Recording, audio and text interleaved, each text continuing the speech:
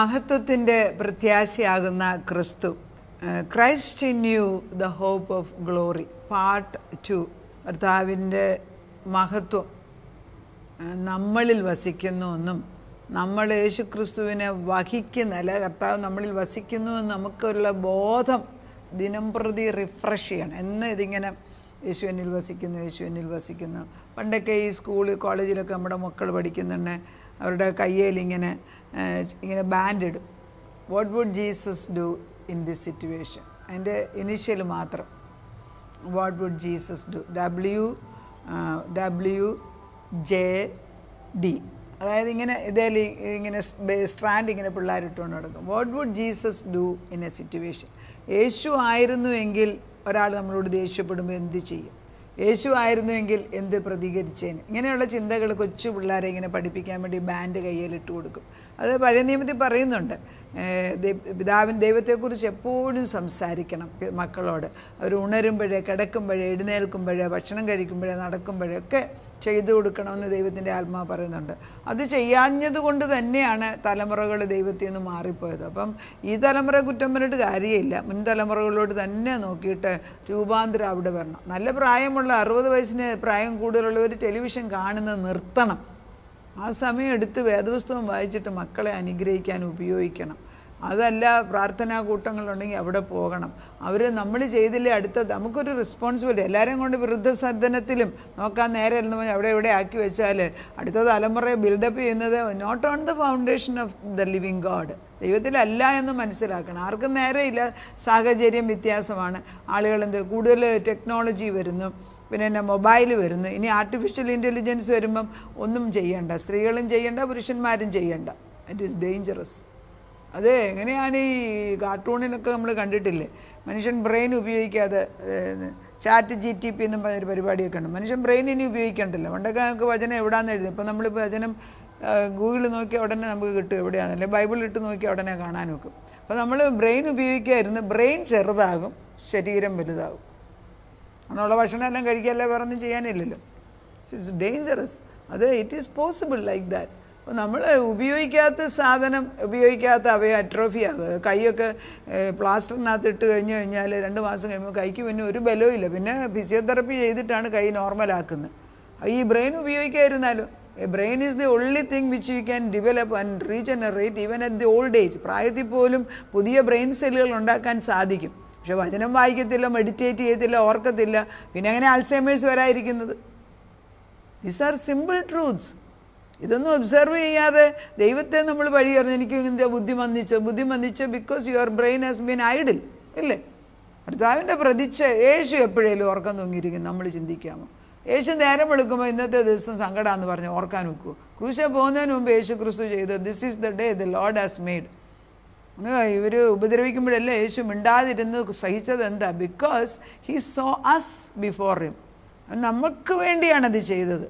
അത് നമ്മൾ മനസ്സിലാക്കുമ്പം ദൈവത്തിൻ്റെ വില നമ്മൾ കൊടുക്കും.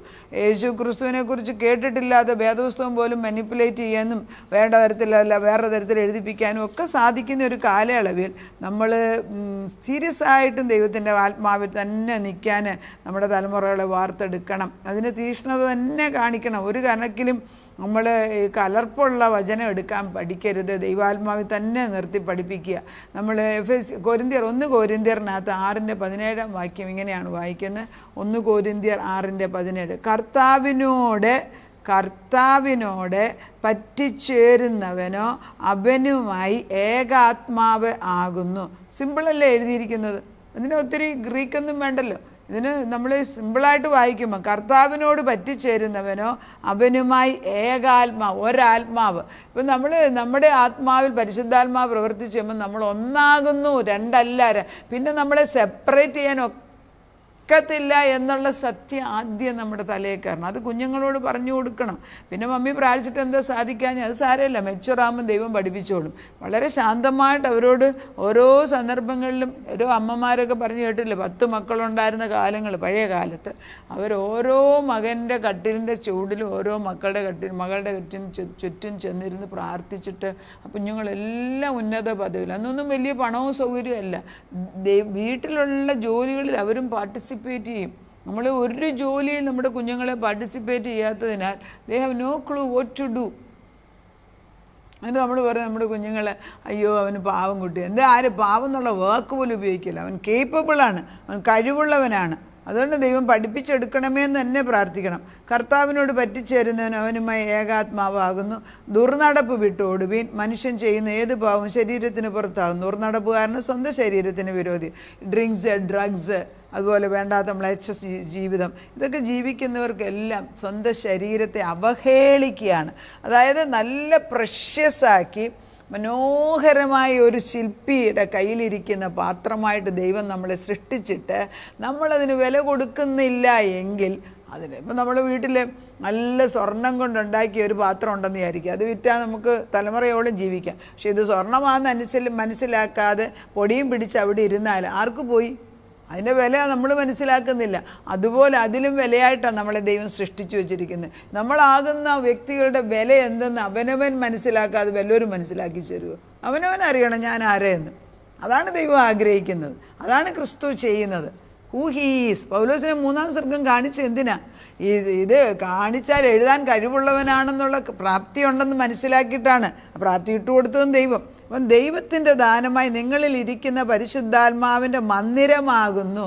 ഇത് തന്നെ നേരത്തെ പറഞ്ഞത് എബ്രായ ലേഖനം 3:6 പറഞ്ഞു, നമ്മളോ ദൈവത്തിൻ്റെ ഭവനം. അതേപോലെ തന്നെ ദൈവത്തിൻ്റെ ദാനമായി, ഇതിപ്പോൾ ഞാൻ വായിക്കുന്ന 1 കൊരിന്ത്യർ 6:19, ദൈവത്തിൻ്റെ ദാനമായി നിങ്ങളിലിരിക്കുന്ന പരിശുദ്ധാത്മാവിൻ്റെ മന്ദിരമാവുന്നു നിങ്ങളുടെ ശരീരമെന്നും നിങ്ങളെ വിലയ്ക്ക് വാങ്ങിയിരിക്കാൻ നിങ്ങൾ താന്താങ്ങൾക്കുള്ളവരല്ല എന്നും അറിയുന്നുവല്ലയോ.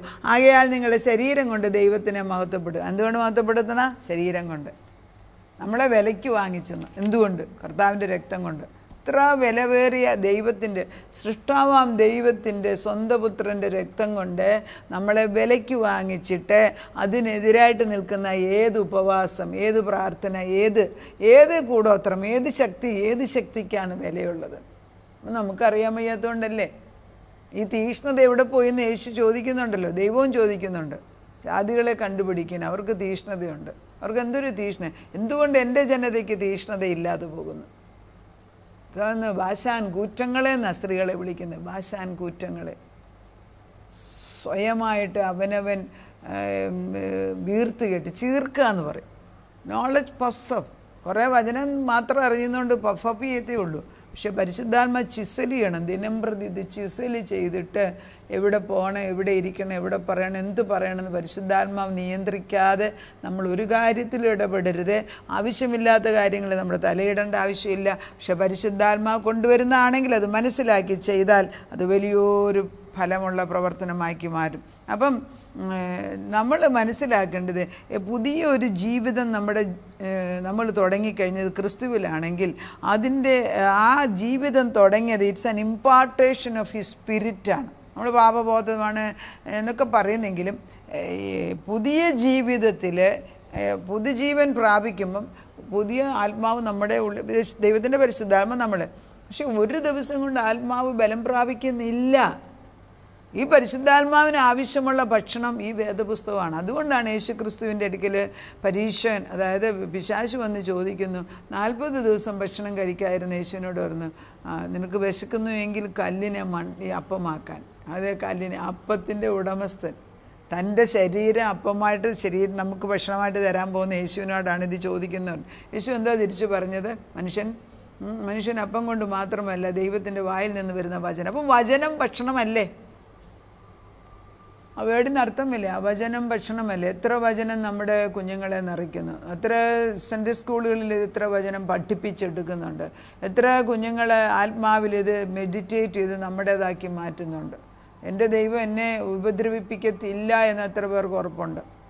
എന്താണ് ക്രിസ്ത്യാനികൾക്ക് ബലമില്ലാതെ പോകുന്നത്? അറിവില്ലായ്മയിൽ എൻ്റെ ജനം നശിച്ചു പോകുന്നു. അപ്പം നമ്മൾ ഈ രക്ഷിക്കപ്പെട്ട ജനതയാണെന്ന് നമ്മൾ റീക്രിയേറ്റ് ചെയ്തവരാണ്. നമ്മൾ ജയജീവിതം നയിക്കേണ്ടവരാണ്. നമ്മൾ ക്രിസ്തുവിൻ്റെ അവകാശികളായിട്ട് ഇന്നും ധർമ്മക്കാരെ പോലെ, ബഗറിനെ പോലെ കയ്യും നീട്ടിക്കൊണ്ട് ചെല്ലാനല്ല ദൈവം ആഗ്രഹിക്കുന്നത്.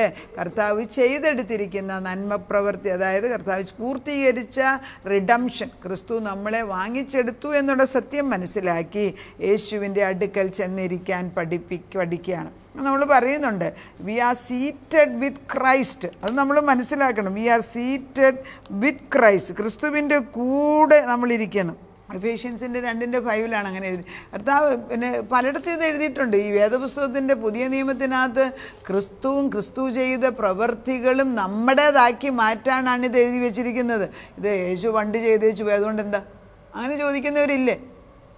അത് മിക്കപ്പെടുത്തി ഈ കോളേജുകളിലൊക്കെ ഈ വിശ്വാസികൾ ഡിബേറ്റ് നടത്തുകയാണെങ്കിൽ നൺ ഓഫ് ദി ഈ ജഡതലത്തിൽ ഒന്നിനും ഉത്തരം കൊടുക്കാവുന്നവയല്ല. ബിക്കോസ് ദീസ് ആർ തിങ്സ് പരിശുദ്ധാത്മാവിൻ്റെ ബലത്തിലാണ് മനസ്സിലാക്കേണ്ടത്. ഫെസിർക്കേസിൻ്റെ ലേഖനത്തിൻ്റെ 2:5 ഇങ്ങനെയാണ് വായിക്കുന്നത്: അവൻ ലോകസ്ഥാപനത്തിന് മുമ്പ് നമ്മെ അവനിൽ തിരഞ്ഞെടുക്കുകയും തിരുഹിതത്തിൻ്റെ പ്രസാദപ്രകാരം യേശുക്രിസ്തു മുഖാന്തരം നമ്മെ ദത്തെടുക്കേണ്ടതിന് അവൻ പ്രിയനായവനിൽ നമുക്ക് സൗജന്യമായി നൽകിയ തൻ്റെ കൃപാമഹത്വത്തിൻ്റെ പുകഴ്ചയ്ക്കായി സ്നേഹത്തിൽ നമ്മെ മുൻനിരമിക്കുകയും ചെയ്തിരിക്കുന്നു. അവനിൽ നമുക്ക് അവൻ്റെ രക്തത്താൽ അതിക്രമങ്ങളുടെ മോചനമെന്ന വീണ്ടെടുപ്പുണ്ട്. അപ്പം വീണ്ടെടുക്കപ്പെട്ട നമ്മളെ ലോകസ്ഥാപനത്തിന് മുമ്പ് നമ്മളെ തിരഞ്ഞെടുത്തവരെ പ്രിയപുത്രനും പ്രിയപുത്രിയുമായിട്ട് ദത്തെടുത്തിരിക്കുകയാണ്. ദത്തെടുക്കുക എന്ന് പറയുമ്പം എല്ലാത്തിനും അവകാശം. റോമൻ ലോ അനുസരിച്ച് സ്വന്തം മക്കളെക്കാട്ടി കൂടുതൽ അവകാശം ദത്തെടുത്തവർക്കുണ്ട് അന്ന് കാലം. ഇന്ന് ദത്തെടുത്ത കുഞ്ഞുങ്ങൾക്ക് ഈക്വൽ അവകാശമുള്ളവരാണ്. നമ്മൾ മനുഷ്യൻ്റെ ബലം കൊണ്ടൊന്നുമല്ല നമ്മൾ വീണ്ടെടുത്തത്, പുത്രൻ തമ്പുരാൻ്റെ രക്തം കൊണ്ട് വാങ്ങിയവർ. ആ ഉറപ്പ് നമുക്കുണ്ടോ? ഐഡൻറ്റിറ്റി, ഞാൻ ആരാണെന്ന് മനസ്സിലാക്കാൻ ദിസ് ടേക്സ്. ഇതിപ്പം ഈ ഒരു പോയിൻ്റ് തന്നെ പറയാൻ ദിവസങ്ങളോളം എടുക്കും. But I M making it very short. വളരെ മർമ്മങ്ങൾ പറഞ്ഞു തരികയാണ്.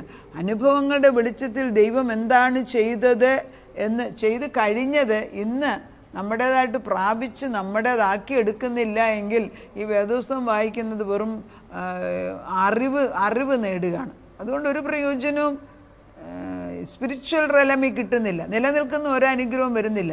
അറിവ് കൊള്ളതാം, പക്ഷെ അറിവ് പ്രയോജനപ്പെടുത്തണം. അതാണ് wisdom to change from wisdom to knowledge. പരിജ്ഞാനത്തിലേക്ക്, ജ്ഞാനത്തിൽ നിന്നും പരിജ്ഞാനത്തിലേക്ക് കടന്നു വരാൻ തക്കവണ്ണം എടുത്തുപയോഗിക്കാനുള്ള കൃപ ചോദിച്ചു വാങ്ങിക്കണം. ഐഡൻറ്റിറ്റി, എൻ്റെ തിരിച്ചറിവ്, ഞാൻ ക്രിസ്തുവിൻ്റെ കൂടെ ഇരിക്കുന്ന വ്യക്തിയാണ്, അവനെന്നെ രക്തത്താൽ വീണ്ടെടുക്കപ്പെട്ടതാണ്, എൻ്റെ പഴയ സ്വഭാവം മാറിയിരിക്കുന്നു, എനിക്ക് നിത്യമായ ജീവനുണ്ട്. ഇങ്ങനെ വേദപുസ്തക പുതിയ നിയമത്തിൻ്റെ ഓരോ വാക്യങ്ങൾ എടുത്ത് വായിക്കുമ്പോഴും അതിൽ നമ്മളെ തന്നെ കാണാനുള്ള കൃപയുണ്ടാകണം. ചുമ്മാതെ വേദപുസ്തകം വായിക്കല്ലേ. എനിക്കറിയാം നമ്മുടെയൊക്കെ കൊച്ചുമക്കൾ ആദ്യം എഴുന്നേൽക്കുമ്പോൾ 3 അധ്യായം വേദപുസ്തകത്തിൻ്റെ വായിക്കുന്ന കാണാറുണ്ട്. എന്നാലൊരു പുഷ്ടി ഞാൻ കാണുന്നില്ല. പുഷ്ടി കാണണമെങ്കിൽ ക്രമേണ അത് വരും. നമ്മൾ പ്രാർത്ഥിച്ചു വെച്ചാൽ പുഷ്ടി എന്ന് പറയുന്ന ആ സെലസില്ലേ, അത് കൂട്ടുകാർ കാണുന്നില്ല.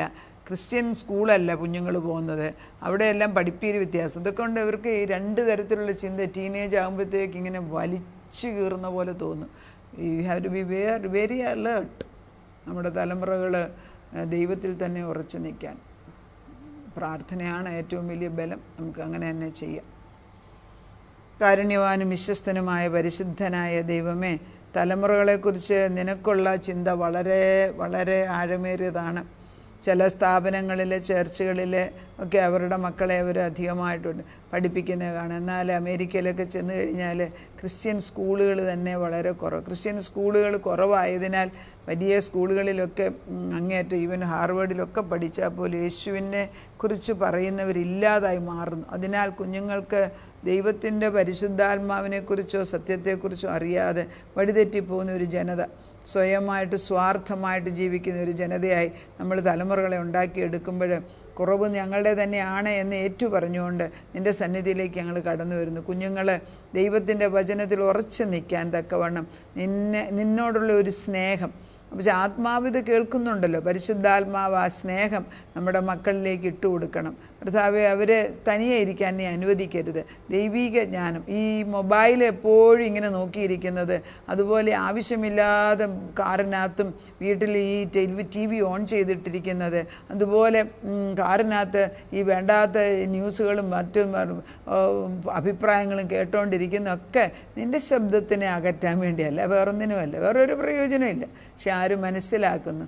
അതാ നിൻ്റെ മൃദുവായ ശബ്ദം കേൾക്കുവാൻ തക്കവണ്ണം അല്പം സാവകാശത്തിലിരുന്ന് യേശുവിനെക്കുറിച്ച് ചിന്തിപ്പാൻ ഞങ്ങളെയും ഞങ്ങളുടെ തലമുറകളെയും എടുത്തു മാറ്റി ഉപയോഗിക്കണമേ. നാഥൻ്റെ ശബ്ദം കർത്താവെ ഈ ഏലിയ പ്രവാചകനോട് സംസാരിച്ചപ്പോഴൊക്കെ കർത്താവെ വലിയ കോളിളക്കം, വലിയ ഇടിമിന്നലുണ്ടായി. അത് കഴിഞ്ഞ് കാറ്റ് വന്നു. അവിടെ ഒന്നും നിൻ്റെ ശബ്ദമുണ്ടായിരുന്നു, തീ ഇറങ്ങി എന്നിട്ടുണ്ട്. പക്ഷെ അത് കഴിയുമ്പോൾ ഒരു മൃദുവായ ശബ്ദം എന്നാണ് പറഞ്ഞത്. ആ മൃദുവായ ശബ്ദം കേൾക്കുവാൻ തക്കവണ്ണം ഞങ്ങളെയും ഞങ്ങളുടെ കുഞ്ഞുങ്ങളെയും തലമുറകളെയും ഞങ്ങളുടെ പ്രാർത്ഥന അയക്കുന്ന ഓരോ കുടുംബങ്ങളിലും ആ മൃദുവായ നിൻ്റെ ശബ്ദം കേട്ട് തിരിച്ചറിയാൻ കർത്താവേ, സമൂവേൽ അങ്ങനെ തിരിച്ചറിഞ്ഞല്ലോ കർത്താവേ. അങ്ങനെ ഒരു വരം തലമുറകൾക്ക് കൊടുക്കണേ. നീ അത് തിരഞ്ഞെടുത്തേ ഒക്കത്തുള്ളൂ കർത്താവേ. നീ തിരഞ്ഞെടുത്ത കുഞ്ഞുങ്ങൾ നിന്നോട് വന്ന് ചേർന്ന് വളരട്ടെ. അവരെ നിൻ്റെ അരയ്ക്ക് ഞങ്ങൾ കെട്ടിവെച്ചിരിക്കുന്നു. വഴിതെറ്റിപ്പോയവരെയൊക്കെ ഇടയനായ ദൈവം പോയി പിടിച്ചു കൊണ്ടുവരുന്നതിന് നന്ദി പറയുന്നു. പ്രാർത്ഥന കേട്ട് ഉത്തരം തന്ന ദൈവത്തിന് നന്ദി. യേശു ക്രിസ്തുവിൻ്റെ പൊന്നുനാമത്തിൽ തന്നെ ആമേൻ.